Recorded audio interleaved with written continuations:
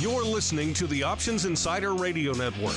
For more quality options programs, visit www.theoptionsinsider.com or search for Options Insider Radio Network in your podcast provider of choice. Listeners can also access all of our programming through our mobile app, available in iTunes and on Google Play. Don't forget to follow along with your favorite programs and submit your own questions for the hosts at twitter.com/options, facebook.com/theoptionsinsider, or via questions at theoptionsinsider.com. Gold, crude oil, corn, soybeans, and more. With so many tradable products, the futures options market can be an intimidating place. How can you possibly keep track of the latest trading developments across so many different products? Don't worry, we've got you covered. Welcome to This Week in Futures Options, the program designed to help active futures options traders stay on top of this ever-changing marketplace. Each week, we'll break down the top trades, hot products, volatility explosions, and much more. This Week in Futures Options streams live every Friday at 3 p.m. Central, so be sure to check out our live stream via the Mixlr app. That's MIXLR. Or join our live chat room at mixlr.com/options-insider. Whether you're an experienced veteran or a newcomer looking to separate the wheat from the lean hogs, This Week in Futures Options has the information you can't find anywhere else. This Week in Futures Options is brought to you by QuickStrike, options pricing and analysis software. QuickStrike offers powerful and flexible options analysis and pricing tools via an easy-to-use web-based interface. View prices on outright options or spreads with comprehensive page-level analysis controls. Build trades, manage risk, or explore historical volatility. QuickStrike has you covered, with market data reports ranging from open interest to the term structure of volatility. QuickStrike is the perfect addition to your trading toolkit. Learn more about QuickStrike at bantix.com. That's BANTIX.com. And don't forget to follow us on Twitter at QuickStrike1. That's QUIKSTRIKE1. And now, get ready to break down the latest futures options trading activity. It's time for This Week in Futures Options.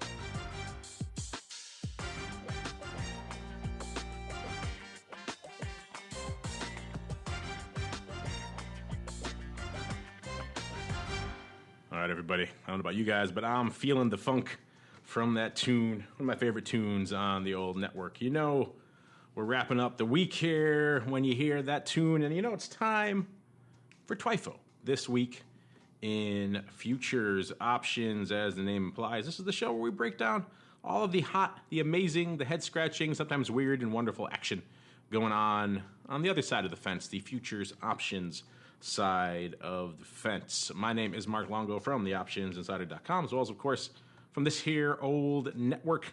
And if you guys like this show, we hit this one up. We also do a lot of other stuff that touches on this, including Volatility Views, where we touch on commodity vol quite a bit, occasionally on the advisors options, some of the other programs like Options Bootcamp as well. You can find all of that goodness via, the easiest place is just to go to wherever you find our programming, just subscribe to our main network feed. It'll just say Options Insider Radio Network, and then you get it all right there delivered to your inbox, to your RSS player, your podcatcher of choice. However you like to get it, it's all delivered there. And then you can pick your poison. I want to listen to this one today. I want to listen to that one today. I want to listen to all of them today. If you got a long commute, we can help you out. If you got a shorter commute, you got to pick and choose. We understand whatever floats your boat. We're happy to have you in there. And of course, however you listen to us, including via our mobile app, which is available on all the major outlets, we make sure you hit us up with your questions, your comments.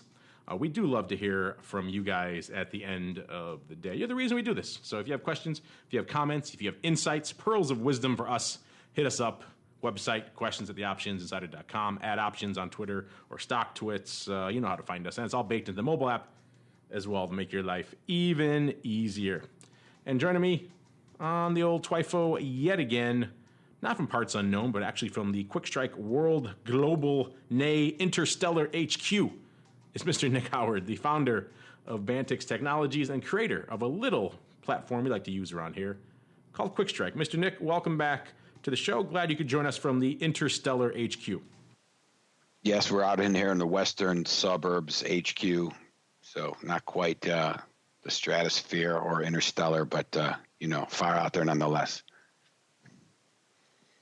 Yes, all the way out there, past Neptune, all the way out to Uranus and beyond, you see the Interstellar HQ of Quick Strike. Okay, Nick, a lot of stuff to talk about today. Bad jokes aside, let's get into some of the hot action. We got to start, I think pretty much we start a lot these days, but it's kind of the reason is because that's kind of where the action is yet again out there in crude. It was kind of an interesting week out there in all things WTI. We saw a lot of back and forth dance out of OPEC. We've been seeing that for a while. They announced that kind of, I guess you can call it a free/cut, but they've been having some issues actually implementing that. We saw on the initial rumors of that a while back, we saw it break finally, WTI break finally over the 50 handle, kind of dance around there for a little bit, then kind of sell off back down to the mid to low 40 handle again, depending on where you're looking out there on the term structure, and then kind of rally back again towards the end of the week. So it's been an interesting week to kind of keep an eye on this stuff. Net on the week, the futures kind of settled up about 2 to 2.5 handles, again, depending where you're looking out there. It's somewhere in the 46 to 48. Farther out, so beyond June, you are again up in around the 50 handle again, so you're floating with those levels. But it's kind of all been laid at the feet of these OPEC deal and the difficulties, as we all knew would come, with implementing an actual production cut. Because these countries, at the end of the day, they got to keep printing or pumping, in this case, oil to print money, and they have a bit of a reluctance to not do that. And so OPEC sometimes working against its own best interests at the end of the day. And what was lighting it up out there in terms of, before we even get to that, let's get into what we saw from a vol perspective, kind of a mixed bag in the nearer portion of the curve. Even, I hate to, the front month future, it has about nearly a month to go, so it's a little bit more longer term than a weekly as it was last time, obviously. That was up about 2.5%. We saw a little bit of vol pop out there, about 3 points. But again, front month vol is a little bit more of a variable beast. And kind of a tale of two cities as you get farther out down the curve, where a longer term vol actually seemed to come off a little bit. And that kind of reflects, I think, what we've been seeing for a while out here now, where still the structural concern, still the higher levels of implied volatility are out there in the put wing. And so when you move away from the put wing in general out here in crude, vol tends to come off. But sometimes in the nearer portion, when people are in the front month and first couple of months out there, people have been gobbling up some calls at an aggressive pace, less so farther out, obviously.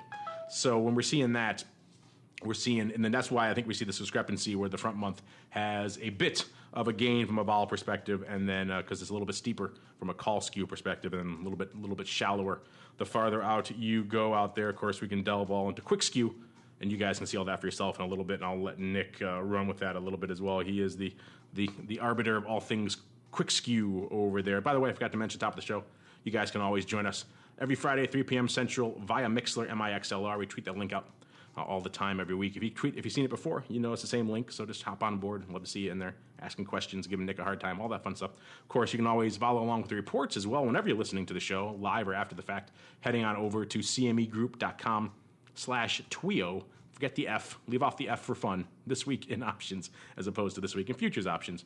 And then you can generate these reports, at least most of this detail we're talking about here, pretty much yourself and pretty much for free, which is a pretty cool thing.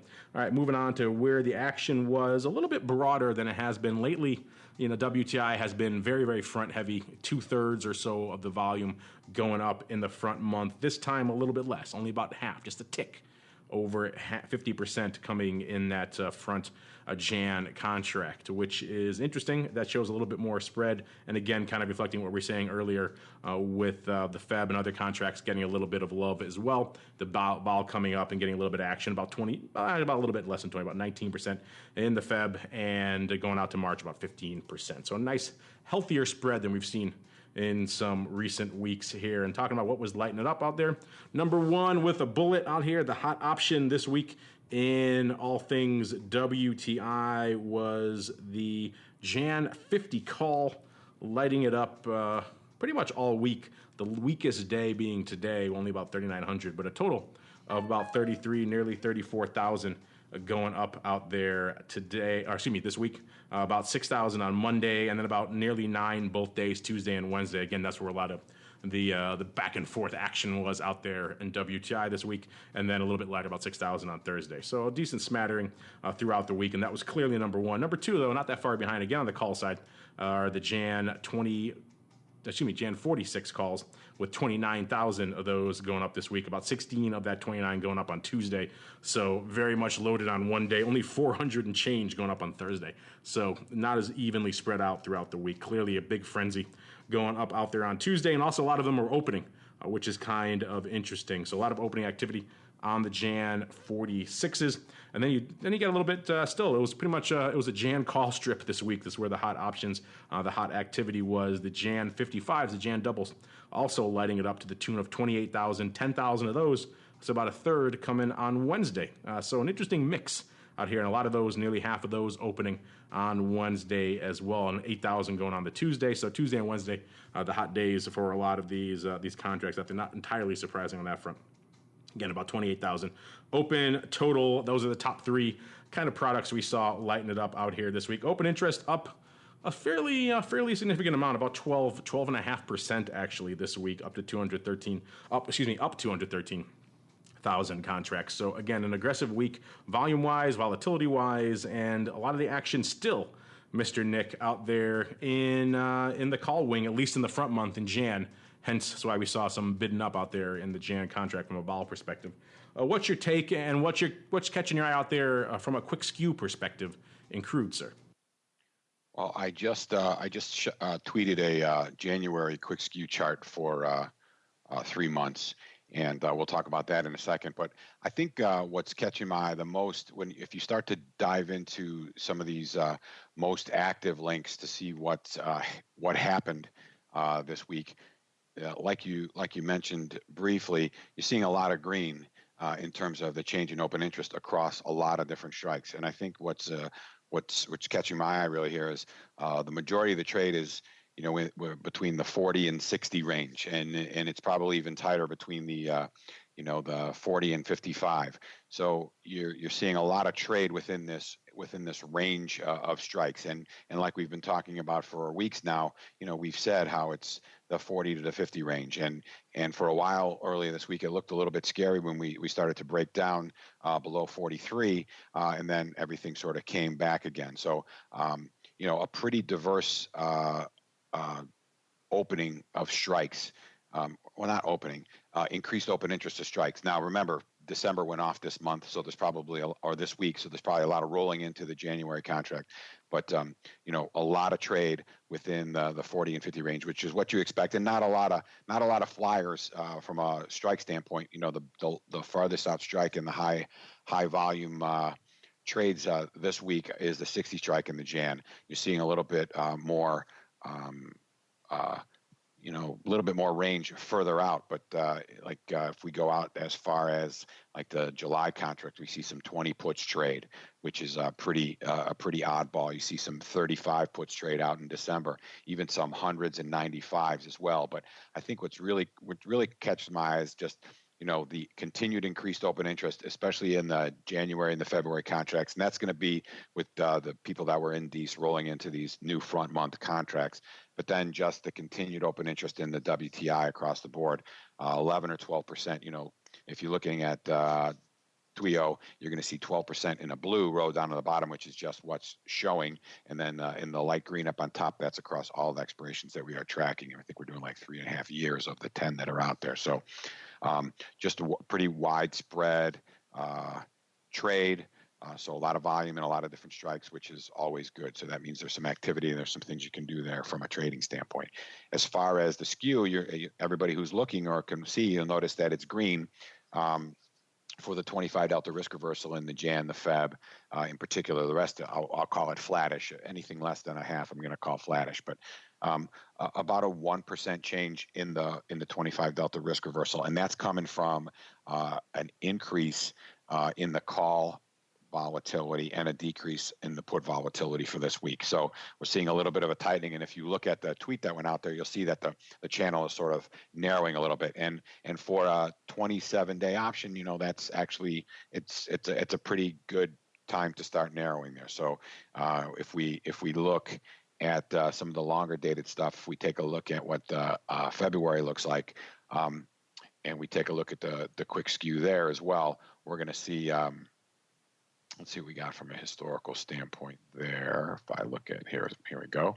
If I'm looking at that quick skew as well, we're seeing a narrowing there as well. So the fact that we're narrowing as we go further out on the term structure, that's that's a little bit of a sign that that there might be a little bit of a change in pattern in terms of what becomes of interest. But like we've been saying for weeks, we are still trading in a range here. And we talked, even though vol's up in this front contract, we still talk about, you could have safely been short the 40-50 strangle again and probably done okay without doing too much. So, catching the eye as always, we like to look for the high volume. So we're seeing a big volume. We didn't see a tremendous change in the put call ratio. We saw some maybe, but not a tremendous amount, and still increased open interest across the board. Let's mix it up a little bit this week, Mr. Nick. We usually dive into gold here. I think we'll pivot a little bit just because there's some action in some other areas. I don't know if you'd call this really a surprise product. We have talked about it before, and it is a hot product out there to talk about these days. But let's get into particularly with Deese and our friend Miss Yellen and the crew back in the conversation again, now that we're not post earnings, but getting through there, and also post election earnings, or Fed is on the table again.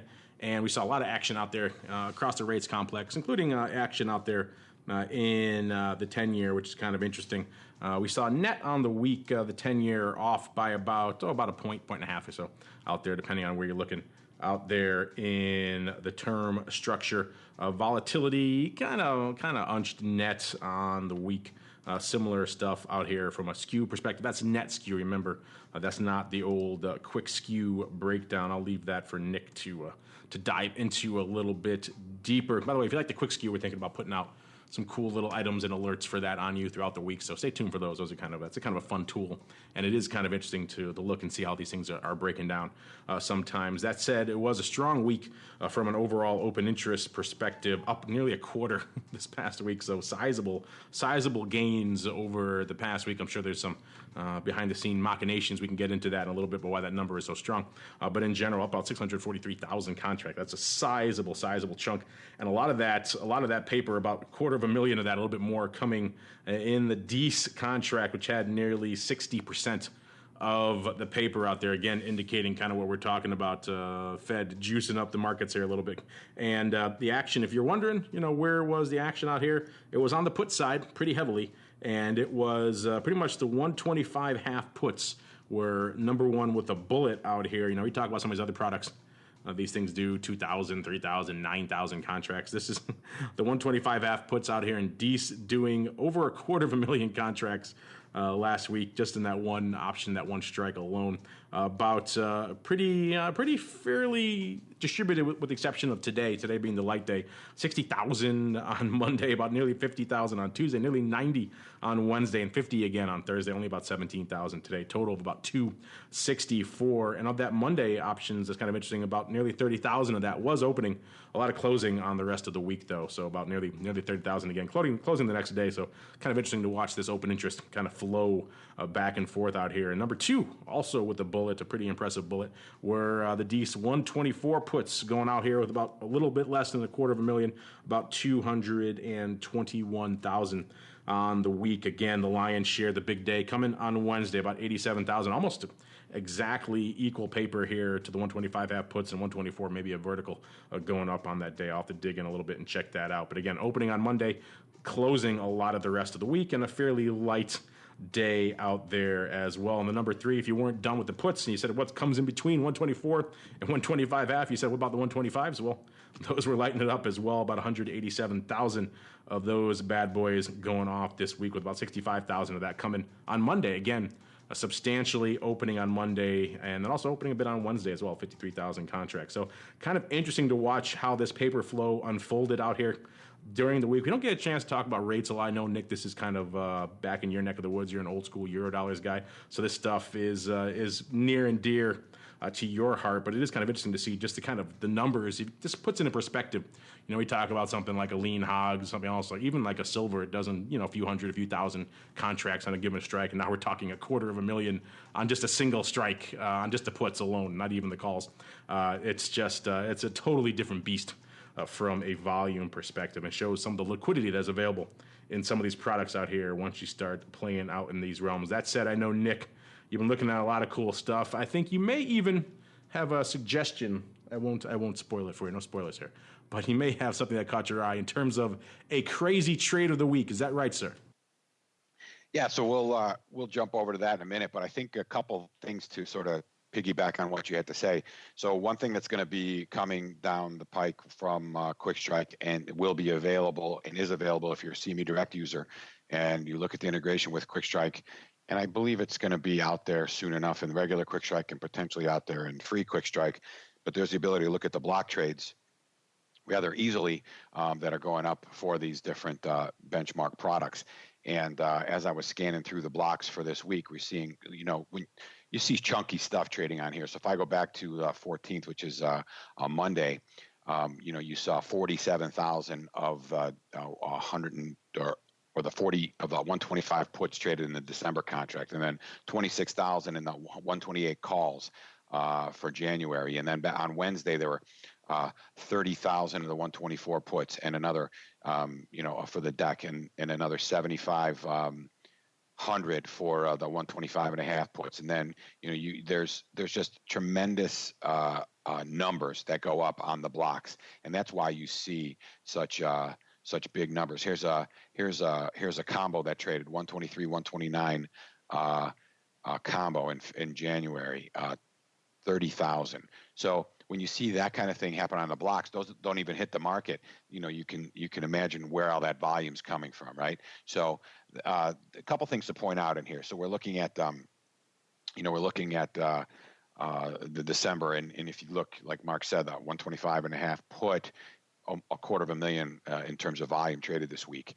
And the most interesting part that I see from the TWIO report is that if you take a look and you see what happened to the put call ratio, it was basically 1.1 last week. Now it's 0.8485 now, which it's like a 21% change. So it went from being very kind of equal to, you know, the puts getting closed out and the calls getting back in the market there, right? So when you have puts over calls, the number is going to get smaller as there's less puts, right? So that's the big thing I'm seeing. You see that change both in the December and the January contract. You see a little bit of opposite in the Feb, but that one's really doesn't have too much open interest, so I don't really pay too much attention to that. But specifically in the December, so a lot of put closing, and so there could have been some profit taking on the breaks there, and then a lot of call opening, meaning people getting back in the market, as I'm imagining a lot of people think this is oversold from a change in yield standpoint.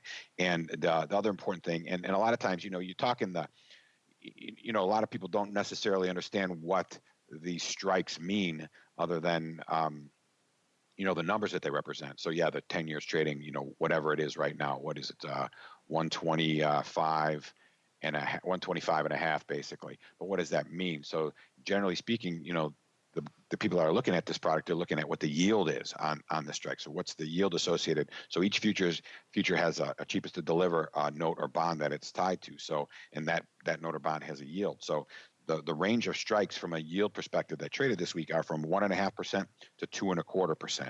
So it's going to go, the yield's going to go lower as the future goes higher. So that's like the 130, roughly about the 130 half strike is a 1.5% yield, and the 124 half strike is like a 2.25% yield. So when people are trading treasuries, they're thinking of what that 10-year note yield is. So that's really how it starts to, you know, that's where the trade kind of initiates itself, is what am I expecting from an inflation standpoint. So with all the calls that are opening and all the puts that are closing, my guess would be that people are thinking that the yield should go a little lower from where it is, meaning it might have risen a little bit much after the Trump and the election stuff had settled in. So keep an eye on the Treasury futures this week, especially given the way that the positions have sort of not flipped, but had a significant change in the put call ratio.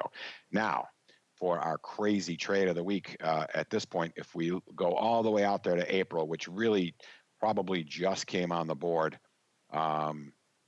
this not too long ago. I'm not exactly sure what date. It could even been this week, but I'll put our crazy trade of the week as the 102 puts out there, and I don't even know what that yield is. So that would be a really a much higher yield than I think. That's like a Armageddon yield. I believe that there's real problems with our debt issues and that kind of thing. So the 102 puts traded on the downside or on the upside for yield. And then we also see the 150 strike, which is on the downside of the yield, traded as well. So those opened. So crazy trade. That's way out there. That's a lot of points, even though we moved a lot of points over the course of this last week or two. It's still pretty significant in terms of how far out on the strike curve that is. Yeah, that needs like an apocalyptic type yeah, move in order crazy. for that to pay off. That's why it's crazy trade. Reminds me of like, blasting out like a 600 put in the SPX. If you get down there, there's a lot of other issues going on, you have to worry about before you have to worry about paying off on those puts. And maybe our friend here is thinking something similar here from a yield equivalent on these puts. Yeah, a little bit out there. But that's the fun of the report. So you can, if there's something that's active, that's kind of way out there, and you could see it right away. And whether or not we make the free one interactive or not, that remains to be seen. But we might activate some of those links so you can dive in and take a look and see actually what traded on what day. So we're thinking about that as well. But I think it's always important for us to kind of keep an eye on the rates now, especially right as we get toward the FOMC in December, as they're going to probably make a decision. So we'll watch. The 10-year is going to sort of be our inflationary watch along with the long bond, but 10 years more interesting. And then as we look to see what the Fed's going to do, we'll keep an eye on the Eurodollars. But there's so much that could get lost in the shuffle of the Eurodollars because the numbers are so gigantic, and the ranges are sort of set by the Fed funds and where people expect them to be. But the 10 years fun to watch because you can see, if you're really looking for liquidity, there's plenty of places to trade in the interest rate sector. Yeah, I think liquidity is the story out there. People have been lamenting for a long time. A lot of the popular equity option products say liquidity is kind of drying up. It's not here where I want it to be. They're looking a little bit farther afield. If you're not looking in the rates complex, you're missing out, at least from a liquidity perspective, as well as for some funky trades. So we'll keep an eye on that one. Maybe we'll flag that, Nick, to come back to that on a later date. Maybe we'll talk to some rates guys and see maybe exactly what it would take for a trade like that to have to pay off. Kind of interesting. Let's move on to another area, a similar side of the coin, not rates, but it tends to move around Fed time. It's, of course, the shiny stuff. Good old gold, the gold apocalypse, call it what you will. Continuing this week, off another about 16% out there in the big COMEX gold futures, off closing around about 15 handles off or so, pretty much across the board, around 12.10, 12.15, depending on where you're looking. So yeah, yet another bad week for the gold bulls. We were flirting around with the 1,300 levels not too long ago, looking at those risk reversals and strangles coming into play, the 1,400. Now we're flirting with south of the 1,200 level pretty soon, so pretty aggressively. Interestingly enough, the calls were leading the dance from a volatility perspective, and so this protracted sell-off has been moving us into a relatively cheaper volatility range. If this continues, that probably won't hold up. We'll see those puts starting to get an aggressive bid, but at least for this week, vol coming off fairly aggressively, off about anywhere from 2 to over 3, and of course I won't look at that front essentially weekly contract now because volatility is a meaningless concept out there, but a little bit farther out, about a month or so into Jan, and you'll see about 3.5 points out there coming off from a vol perspective. So vol really getting smoked out there, again, depending on where you're looking. Let's just pull up the quick skew really quickly. I can't help myself. I like playing around with this tool all the time. We saw, a little bit of a spike coming in the calls, but the puts giving up the ghost and apparently netting out to the downside. Kind of interesting. We'll move out here to where the action was. Overall, open interest strong this week. Not quite as strong as we saw in the 10-year, but still fairly robust, up about 5.5%, or a little over 43,000 contracts this week. A little bit shy of half of that amount, about 47% coming in that Dees front month, or really, front week, less than 4 days to go, contract out here. And if you're asking where was the action, yet again, I talked about it before. People like these round, even strikes out here in a lot of products, including gold. And we saw that play out again this week out here in gold with the 1,200 puts leading it by a country mile. Even, you don't see this very often, an even exact 17,000 of these 1,200 puts lighting it up this week. Fairly evenly split throughout the week as well, with the Lions a good chunk, about a little over a third coming on Tuesday, about 5,200, and then pretty even amounts throughout the rest of the week going up there. Then it drops off substantially to number 2, to the 11 half puts, so the even more dire, less optimistic puts out there, also lighting it up, but about 50% of the volume, about 8,800 contracts going up out there. The lion's share of those, almost all of that actually coming on Monday, 5,400 coming on Monday, with a good half of that opening. So kind of interesting to see a lot of activity there. Then we fall off yet again for number 3. The calls getting a little bit of love, not a ton this week, as you might imagine, but still a little bit of love. About 7,000 of these Dees 12-half calls, lighting it up fairly evenly split, with the lion's share actually coming on Tuesday, about 2,300 of that total of nearly 7,000. A lot of that opening throughout the week, so kind of interesting there. But yeah, it wasn't the calls. Calls were not the story of the week this week. It was definitely the puts, in particular that 1,200 put. Yet again, Mr. Nick, these even levels out here, these even strikes tend to fascinate and aggregate a lot of liquidity around them. And we saw that yet again this week out here in the shiny stuff. Anything else catching your eye, including some of that interesting volatility movement out here in gold this week? Yeah, I think again, I'm taking a look at the open interest chart, and when we look at the open interest chart, our max OI strike is the 1,200 strike for the January contract, and as you mentioned, that was our high volume strike as well. And below that, we have 1175 and 1150. So you can kind of write off those like those fin strikes, those $5 strikes. So at least when you start looking at the big changes or the spikes in the open interest. But I think what catches my eye in the January contract of if nothing else, is the fact that you really didn't get a tremendous amount of trade below the 1,200 strike when it comes to the leaders in volume. So you saw some 1,100 trade. That was the lowest that went from anything significant. But I still, and I've said this all along, and again, I always preface my statements with, I'm the casual observer and I'm purely looking at numbers and ranges and stuff like that. But feels like a bottom in gold. We've kind of had a lot of reactions to what the expectations were after the election. And, if you look at this January volatility, it's on the low end of its range in a long time again. It came in this week after being up a little bit last week. The skew is a little bit to the put side, right? That's why we have a negative number, but you're seeing how I put out the quick skew for it. It kind of crossed paths, right? So the call crossed the put.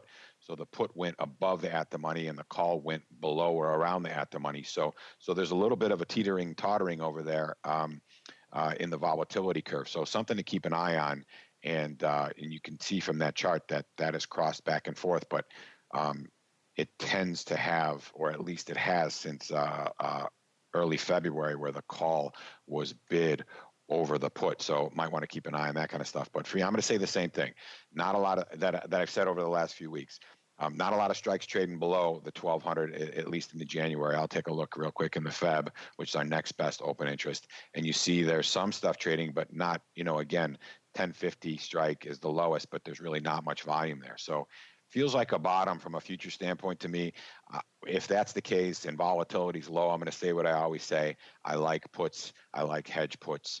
And if you are not comfortable being straight up along the puts, then maybe you do a put spread, or maybe you can do a combo where you sell some calls to finance it, but sell some way upside ones if you get a little bit out there. But I still like the volatility here, and I still think we're in the bottom part of a range. And if we do break this range, again, just from a logical standpoint, then vol should go up, right? If we continue to go through the 1,200. So you're going to own some 1,200 puts.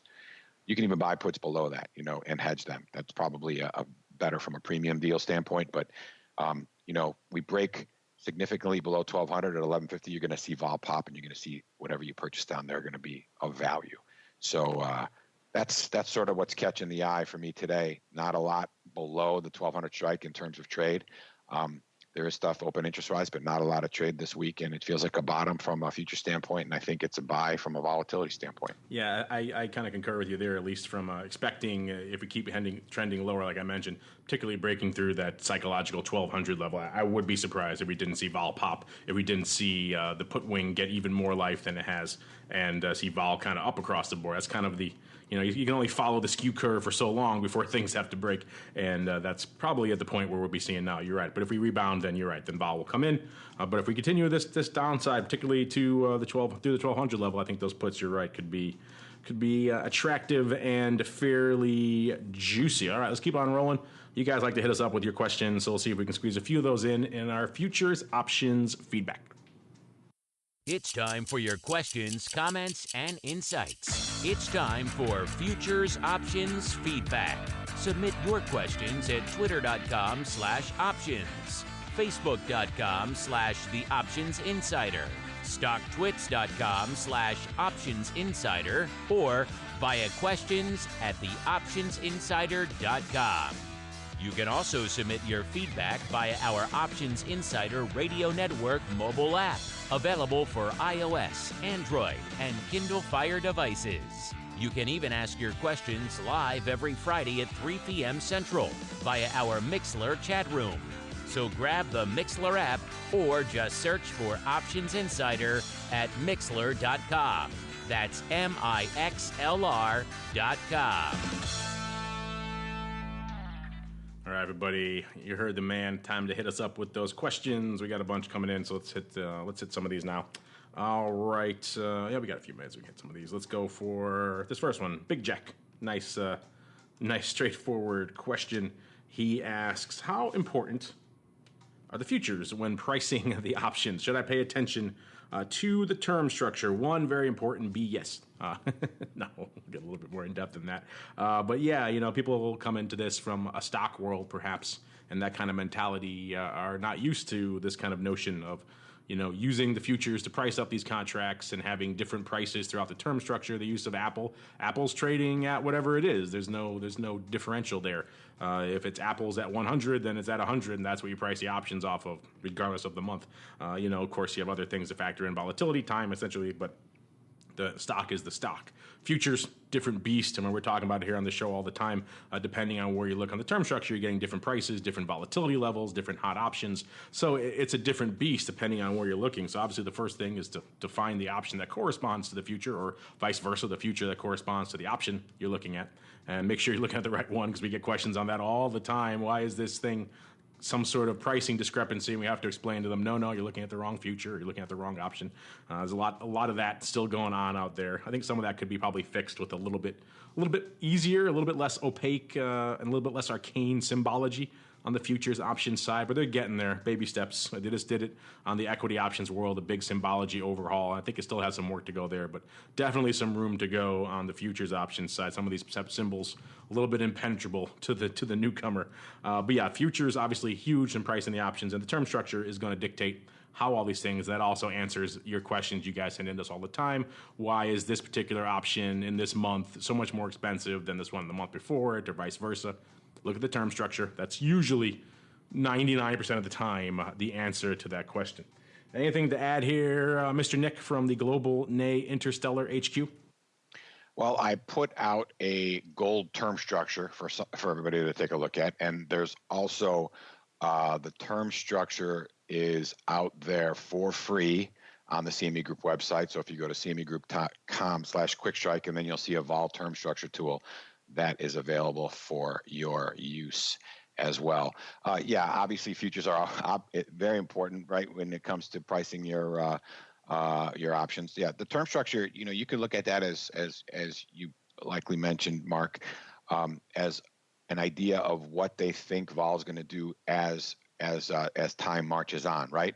Another way to look at it is to sort of get an idea if things are priced accurately relative to each other. So if you see dips and doodles in the vol term structure, you might want to take a look at those dips and those high and low points, and see if there's any particular reason for that happening, or if there might be some way for you to take advantage of that. But I think that Mark mentioned you want to make sure where you're trading on the curve, right? But typically, in a lot of these commodity products, you don't want to go too far out on the term structure, because a lot of the liquidity exists, as we always talk about, on the front end of the curve, right? So you can look at TWIFO, and see where that open interest is. You can look at the open interest tools out there. You can look at the term structure and use all those to decide which ones you want to use to trade. And Mark, to answer your question about what's tied to what from an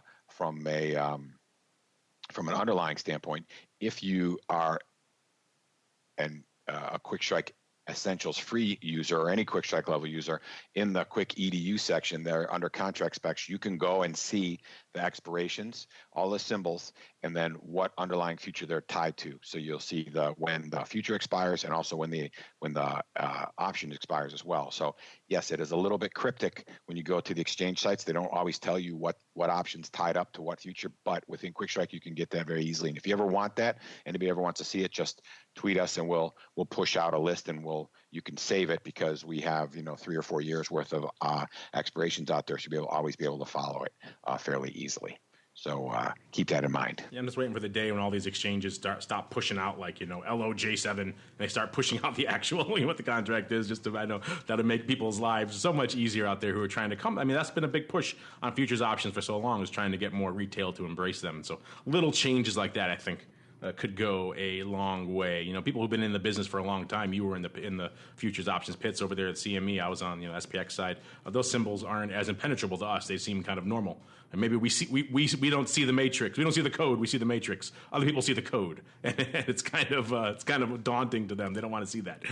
So I think it's some steps that could be taken there. That said, let's move on. Let's see. We got a time for a couple more here. Let's go to this one from Anthony. Good old Anthony Wheeler here. He got a straightforward one, too. A lot of straightforward questions, so I like it. What is the most liquid futures options product?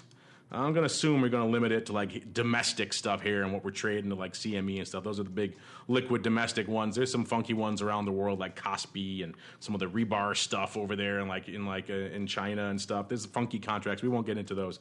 And they also, you get, when you start comparing, it's not really apples to apples, because a contract is not a contract is not a contract. Some of the notional value on some of these contracts is pretty paltry compared to some of these big contracts that do a lot more notional value. So there's a lot of ways we could parse this. But that said, contract-wise, I don't know, Nick, you're an old-school Eurodollar guy. Is there anything that holds a candle out there to Eurodollars these days? I am, well, right now, let's look at the E-mini S&P 500, right? So the current open interest on that, and it's up 18% across the board, is about 4 million in the options contract. Yeah, so about a fifth. Yeah, so that's pretty good. And then if we go over to the Eurodollars, the options open interest over there is just right, like it's almost 38 million. So with 8 million being in the front month. Now, keep in mind, 8 million in the front month, but the December contract, you really got to sort of be a specialist when you trade that front contract in the Eurodollars, because it doesn't move that much. You got to be really careful. The delta on your options changes tremendously, and you don't really have a whole lot of range of strikes. So we could write that one off, but even in that, the next contract has 2.5 million. And then I'll go even further, and you could take a look, and we talked about it already. We can go out to the Treasuries. Treasuries has almost 4 million open interest in the 10-year. Okay, so if you're looking from a liquidity standpoint, you're probably going Eurodollars, but then you can pull off some of those contracts that are a little bit more difficult to trade, and you're still pretty good. But if you're looking for liquidity with some obvious advantages to being able to get good prices, you got the 10-year, and you have the S&P and the S&P E-mini contract. So and the other ones, they're not quite as big. Crude, it trades, it's liquid. But yeah, from a largest contract standpoint, always going to be Eurodollars. Then you're going to look at the Treasuries, and then you jump into the equities, the equity indexes. Yeah, just for like a point of comparison, you give them the S&P, like the WTI somewhere. I think it was up this week, somewhere around 2 million contracts total open interest. So yeah, just a different level when you're talking the Eurodollars. And WTI is active, and we talk about it a lot. And there's a lot going on out there, but. just it's hard to compare to the Leviathan that is euro dollars. All right, one more here. This comes from GK6. He or perhaps she, just simple question again. What's your favorite thing to trade? I'm going to limit this to futures options because this is a futures options show, obviously. And, Nick, I have to say, I've been kind of lured to the dark side of crude over the past year to year and a half. All the activity out there, the vacillating skew, the reliable setups out there for a while there where it was very attractive from a bullish risk reversal standpoint where you could sell out of the money puts for fairly attractive levels, buy out of the money calls for fairly cheap levels. And that was very attractive for quite some time. So I was lured into kind of that setup. That's one of my favorite types of trade anyway, the old bullish risk reversals. So it's lining up in a way that's attractive to me on an underlying where I have a particular outlook on. It was pretty attractive. That setup is less attractive now. As we mentioned, of course, the front month call is getting a little bit more of a bid out there. So you can't buy the cheapy calls you needed anymore. So if you wanted to have that bullish outlook, then that was not the attractive thing you could do. The puts are still juicy, so you could still go that route if that was your flavor of the week, or maybe even if you are a daring fellow, lean into a strangle instead and take advantage of the juice maybe on both sides. But I have to say, in terms of what I've traded the most out here, it's got to be WTI, probably followed by gold, and gold in all of its formats, not just the COMEX. We'll do some GLD and others too.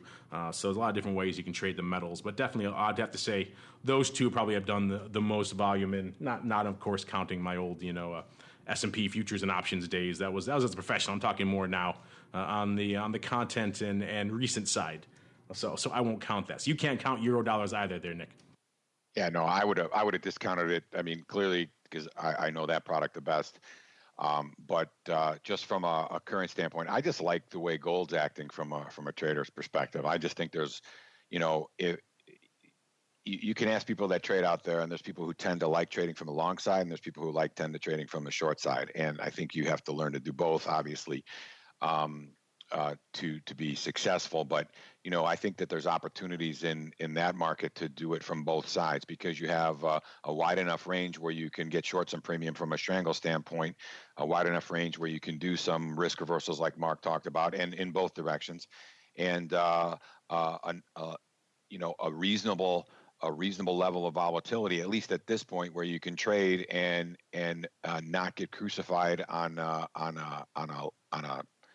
vol getting beaten up a little bit, and have a chance to actually make some money on a move and vol going up, and not just kind of, a lot of times you'll get long options and you'll get a move and you'll get no value out of that. And I think that gold vol right now is low enough where you can get a move and even move into an old range and not get hurt that much, meaning your delta will actually work for you in terms of covering your premium if you're doing it the right way. So I like gold right now myself. Yeah, gold in terms of examples of, like we said before in the show, a variable skew, a type of skew that's going to move around quite a bit. If that's what's attractive to you, then you're right. It's kind of hard to beat gold out there right now. WTI was fairly stable for the better part of 2 years in terms of a skew. It's evolved a little bit in the last few months, but for a long time, it was a similar setup. Gold is kind of all over the place depending on the week. So if that's attractive to you, that's a good place to go. If that's terrifying to you, then maybe you stay clear of the shiny stuff. There we go. Can't go out without that music. Waiting for that hook to kick in. There we go. Now we got the funk back in the show. Unfortunately, that's all the time we got for this episode of This Week in Futures Options. I kind of just want to tune out and listen to the music for a little bit. Maybe I'll do that after the show. Got to close it up first. But before we go, as always, let me check back in with my cohort here, my partner in crime. See what's cooking over there in the Quick Strike International, Interstellar HQ. What's coming down the pike. Mr. Nick, take it away, sir. Okay, so what's coming down the pike? So we are, it is Friday, November 18th, if you're listening on recording. This weekend, there'll be a new build out there, so there'll be some good stuff in the freebie zone out on Quick Strike Essentials, and also some nice additions if you are CME Direct user and you look at the integrated version of Quick Strike.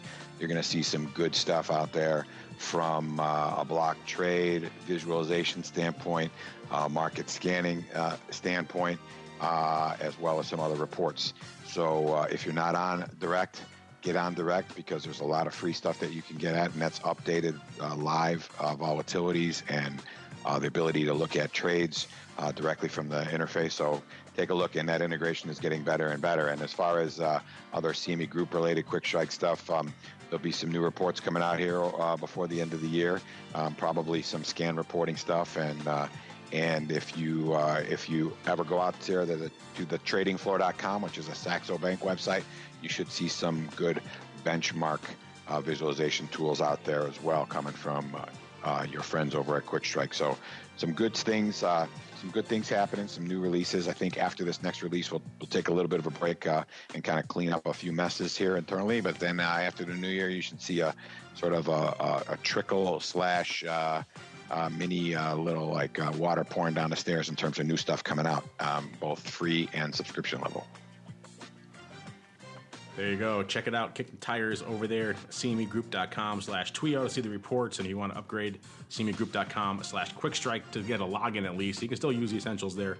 And then you could go forth and prosper. Use the free stuff. You can use it for a long time. There's no time limit on that. And then you want to upgrade, go forth and check out the Quick Skew, all the other cool stuff we're talking about here on the show on a regular basis. And on behalf of Mr. Nick and indeed myself, I thank all of you out there in the listening audience for downloading, streaming, subscribing, sending in such great kind of on-the-nose questions this week. I like those. Sometimes it mixes them up, straightforward, to the point, very pithy. I like that. Keep those coming, and we'll see you next time right here on TWIFO, This Week in Futures Options. This Week in Futures Options is brought to you by Quick Strike, options pricing and analysis software. Quick Strike offers powerful and flexible options analysis and pricing tools via an easy-to-use web-based interface. View prices on outright options or spreads with comprehensive page-level analysis controls. Build trades, manage risk, or explore historical volatility. Quick Strike has you covered, with market data reports ranging from open interest to the term structure of volatility. Quick Strike is the perfect addition to your trading toolkit. Learn more about Quick Strike at bantix.com. That's BANTIX.com. And don't forget to follow us on Twitter at QuickStrike1. That's QUIKSTRIKE1.